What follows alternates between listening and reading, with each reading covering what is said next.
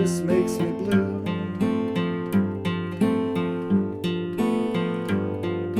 Music plays and you display your heart for me to see. I had a beer and now I hear you calling out for me. And I hope that I don't fall in love with you.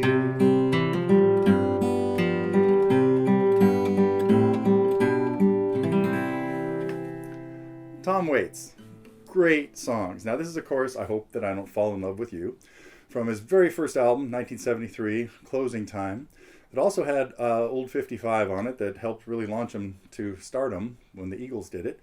And he had, most of his songs are piano-based tunes, some kind of jazzy, some kind of, but many of the early ones he played guitar on. This one, for example. And it's a real basic guitar accompaniment, but also kind of distinctive. This song has a lot of odd things about it, odd phrasings, odd number of lines, odd numbers of measures, and some odd chords. We'll talk about all those.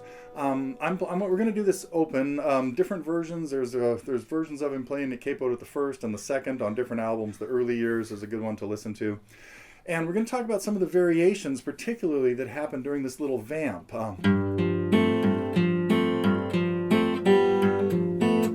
All kinds of little things that happen in there. Nice little tag that he threw in that only on the studio album is it this clean.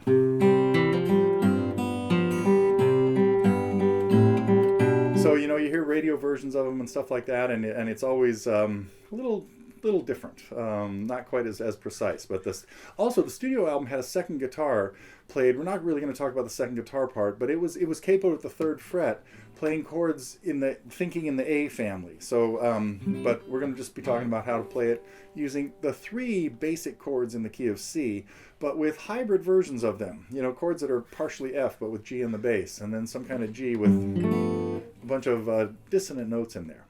And then we'll talk about the picking. Fairly straightforward picking style.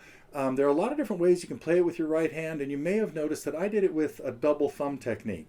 I really do like that better here than the more classical approach using the three fingers.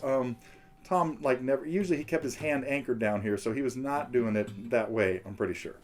So anyway, that's what we're going to be talking about in this lesson. We'll take a look at, I have tablature to at least a verse. It really is just simple, 5 verses, nice little tag at the end of each verse, and a couple little variations on phrasing in the last verse. So we'll talk about all that stuff, but stick around or check out the next segments and we will get to learning I Hope That I Don't Fall in Love with You.